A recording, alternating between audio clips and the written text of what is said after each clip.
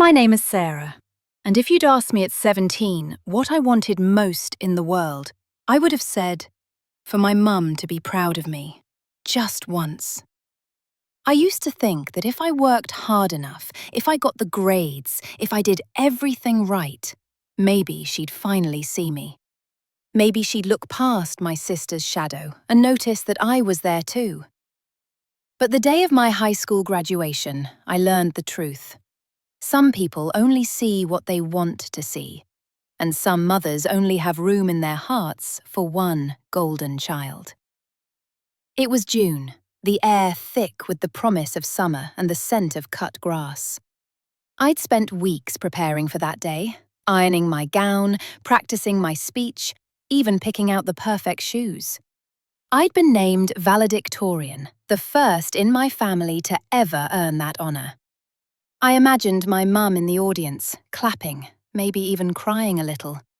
I imagined her hugging me afterward, telling me she was proud. But that morning, as I was pinning my hair and rehearsing my speech in the mirror, my phone buzzed. It was a text from my mum. "Hey, honey, I know today is important, but your sister isn't feeling well. She's really stressed about her college applications. So I'm taking her to the spa for a little self-care. I know you'll do great. Love you." I stared at the screen, the words blurring as tears filled my eyes. My sister, Emily, was 2 years younger, beautiful and brilliant in her own way, but she'd always been the center of my mum's universe. Every birthday, every holiday, every family photo, Emily was front and center.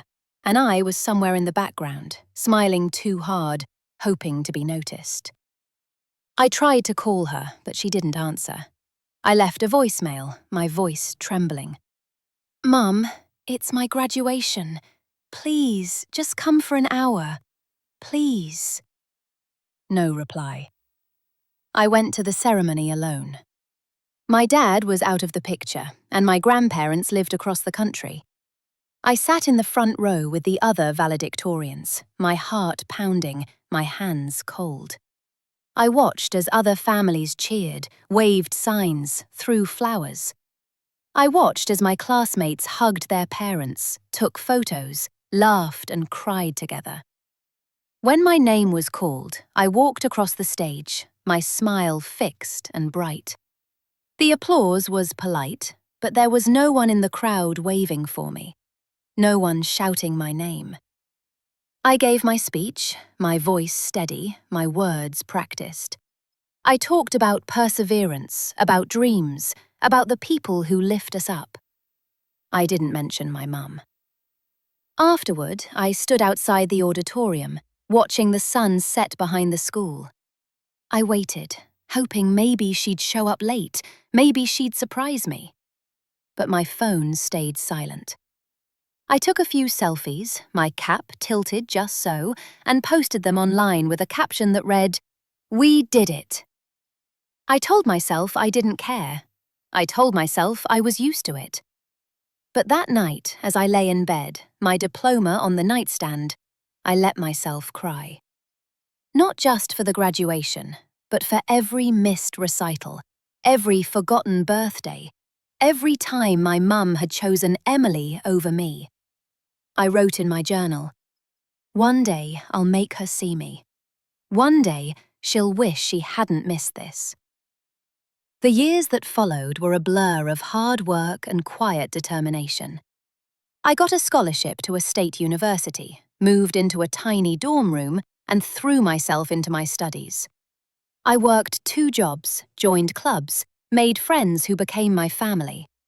I sent my mum updates, photos of my dorm, copies of my grades, invitations to parents' weekends. Sometimes she replied with a thumbs-up emoji. Sometimes she didn't reply at all. Emily, meanwhile, became even more of a star. She got into a prestigious private college, and my mum posted about it everywhere. Facebook, Instagram, even the local newspaper. "So proud of my girl," she'd write, her words glowing with pride. I liked the posts, left supportive comments, tried not to let the jealousy eat me alive. But every time I saw another photo of them together, at the beach, at a fancy restaurant, at Emily's sorority events, I felt the old ache in my chest. The ache of being invisible. I graduated college with honours, but my mum didn't come to that ceremony either. She sent flowers, though, and a card that read, "Sorry I couldn't be there. Emily had a big presentation. So proud of you, love Mum." I put the card in a box with the others. A box full of apologies and afterthoughts. After college, I moved to the city and started my career. I worked my way up from intern to manager, earning promotions and respect. I bought my own apartment, decorated it with thrift store finds and hand-me-downs. I built a life that was mine, piece by piece, day by day. But no matter how much I achieved, there was always a part of me that wanted her to see. To really see. Years passed. Emily graduated, got engaged, and my mum threw her the wedding of her dreams. I was a bridesmaid, standing at the edge of every photo, smiling for the camera, pretending not to notice when my mum fussed over Emily's dress, her hair, her bouquet. Pretending not to care when my mum introduced me as Emily's sister, Sarah. She works in the city. I told myself it didn't matter. I told myself I was happy for Emily. But deep down, I was still that 17-year-old girl waiting for her mum to clap for her. But then, everything changed. It started with a letter, an invitation actually, one that would make my mum finally see me in a way she never had before. The invitation was for the annual Women in Leadership Gala, hosted by the city's most prestigious business association. I'd been nominated for an award, Young Innovator of the Year, after leading a project that brought affordable healthcare to underserved neighbourhoods. It was the kind of recognition that made headlines, the kind of event where people wore evening gowns and tuxedos, where the mayor shook your hand and photographers snapped your picture. When the email arrived, I stared at it for a long time. My name, in bold letters, right there on the screen. I read the message over and over, my heart pounding. For a moment, I imagined calling my mum, hearing her scream with excitement, telling all her friends, planning what she'd wear. But then I remembered every time she'd missed something important, every time she'd chosen Emily instead. I almost didn't invite her. I almost sent the RSVP with just my own name, maybe a friend as my +1. But something inside me, maybe that old ache, maybe a spark of hope, made me pause. I thought about all the times I'd wished she'd been there, all the times I'd wanted her to see me shine. Maybe this was my chance to give her one last opportunity. Or maybe, deep down, I wanted her to feel what I'd felt all those years ago. Left out, left behind. So I wrote the invitation by hand, on thick, cream-coloured paper. I used my best cursive, the way she'd taught me when I was little. I wrote, "Dear Mum, I've been nominated for the Young Innovator of the Year award at the Women in Leadership Gala. The ceremony is next month, black tie, at the Grand Hotel downtown. I would be honoured if you would be my guest. Love, Sarah." I mailed it, then waited. Days passed, then a week. I tried not to check my phone every hour, but I couldn't help it. Finally, she called. Her voice was bright, almost breathless. "Sarah, I got your invitation. Oh, honey, I'm so proud of you. Of course I'll come. I wouldn't miss it for the world." I almost laughed at the irony, but I just said, "Thank you, Mum. It means a lot." For the next few weeks, she called more than she had in years. She asked what she should wear, if she should get her hair done, if she could bring Emily. I told her it was just for her and me. She sounded surprised, but agreed. The night of the gala, I stood in front of my mirror, adjusting my dress, my hands trembling. I thought about all the times I'd gotten ready alone, all the times I'd wished for her help, her approval. I thought about the little girl I used to be, the one who'd practiced her graduation speech in the mirror, hoping her mum would walk in and say she was proud. When the doorbell rang, I opened it to find my mum standing there, dressed in a navy blue gown, her hair swept up, her eyes shining. For a moment, I saw her as a stranger, elegant, poised, the kind of woman who turned heads. But then she smiled, and I saw the mum I'd always wanted. "You look beautiful, Sarah," she said, her voice soft. "Thank you, Mum," I replied, my throat tight. We rode to the hotel in silence, the city lights blurring past the windows. At the entrance, photographers snapped our picture, and my mum beamed, her arm linked through mine. Inside, the ballroom glittered with chandeliers and laughter. Waiters in white jackets passed trays of sparkling drinks and tiny hors d'oeuvres.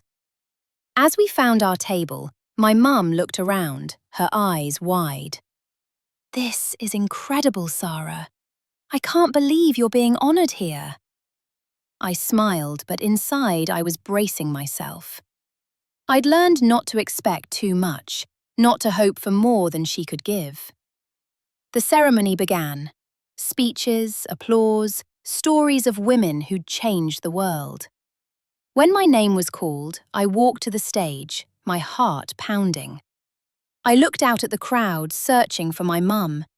She was in the front row, her hands clasped, her eyes shining with tears. I accepted the award, gave my speech, thanked my mentors, my team, my friends. I paused, then added, "And to my mother, who taught me to keep going, even when it felt like no one was watching. Thank you." The applause was thunderous. I saw my mum wipe her eyes, her face glowing with pride. After the ceremony, people crowded around me, congratulating, shaking hands, asking for interviews. My mum hovered at the edge, watching, smiling, but not quite stepping forward. When the crowd thinned, she pulled me into a hug. "I'm so proud of you, Sarah. I had no idea you'd done all this. Why didn't you tell me?" I pulled back, searching her face. "I tried, Mum. I sent you emails, photos, invitations. You were always busy with Emily, with work, with everything else." She looked away, her smile faltering. "I'm sorry, honey. I guess I thought you were fine. You always seemed so independent." I nodded, swallowing the lump in my throat. I was. I had to be. For a moment we stood in silence, the noise of the ballroom fading around us. Then she squeezed my hand. "I want to make it up to you, Sarah. I want to be there for you now." I smiled, but it was bittersweet. "I'd like that, Mum. But you can't change the past." She nodded, her eyes shining. "No, but maybe I can be better in the future." As we left the gala, arm in arm, I felt lighter than I had in years. Maybe this was the moment I'd been waiting for. Or maybe it was just the beginning of something new. But deep down, I knew there was still one more chapter to write. One more invitation she couldn't refuse. Months passed after the gala, and for a while, things between my mum and me felt different. She called more often, asked about my work, even sent me little texts, memes, recipes, photos of her garden. Sometimes she'd mention Emily, but not as much as before. It was as if she was trying to learn who I was, not just who she thought I'd always been. But old habits die hard. On my birthday, she called late, apologizing that she'd been out with Emily for a girls' day. She promised to make it up to me, but the ache in my chest was familiar. I realized then that some wounds don't heal with a single apology or a fancy night out. They heal with time, with effort, with proof that things can really change. I focused on my life, my work, my friends, the community I'd built for myself. I started mentoring young women who reminded me of myself, ambitious, overlooked, hungry for someone to believe in them. I told them what I wished someone had told me. You are enough, even if no one claps for you. Your worth isn't measured by someone else's attention. One afternoon, as I was leaving a workshop, I got a call from an unknown number. It was the director of my old high school. She told me they were planning a special event, a celebration of alumni who had made a difference in the world. They wanted me to be the keynote speaker. I was stunned. I hadn't set foot in that building since graduation day, the day my mum missed for a spa appointment. I said yes, of course.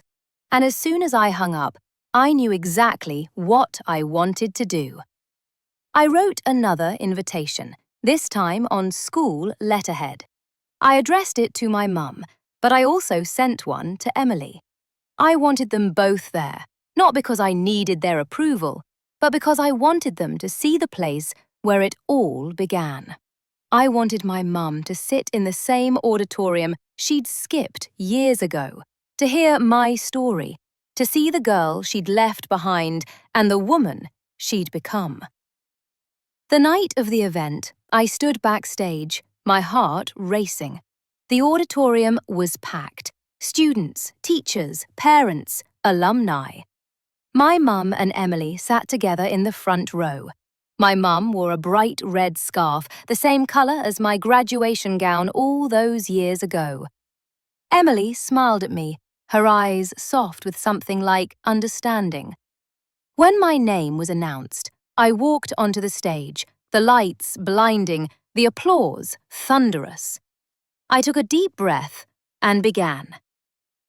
I remember sitting in this very room, years ago, dreaming of the future. I remember hoping that if I worked hard enough, someone would notice.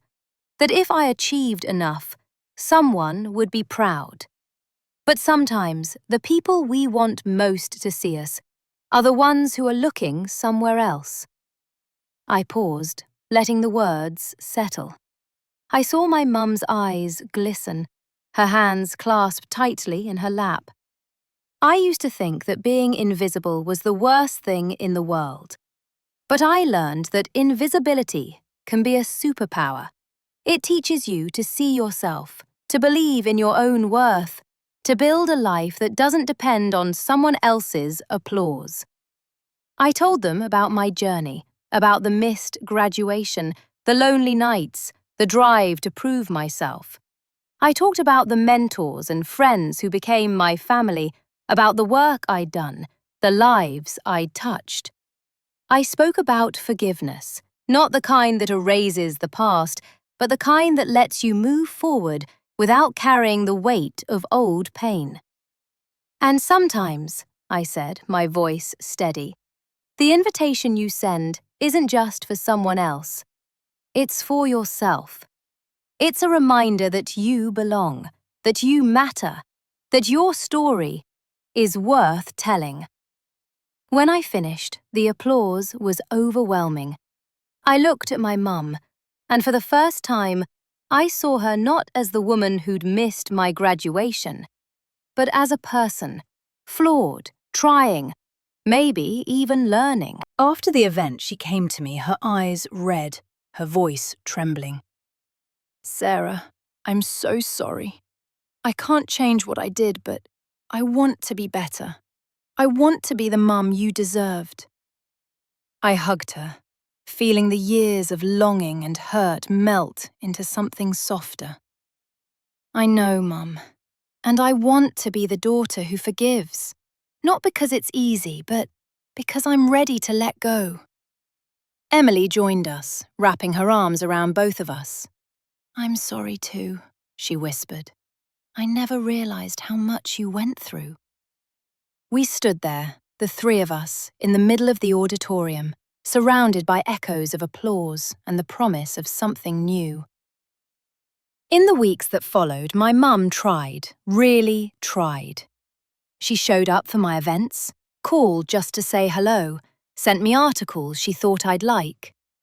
It wasn't perfect, and sometimes she slipped back into old patterns, but I saw the effort, and for the first time, I believed it was real. I learned that forgiveness isn't about forgetting. It's about choosing to move forward, to write a new story, to send an invitation to the future you want.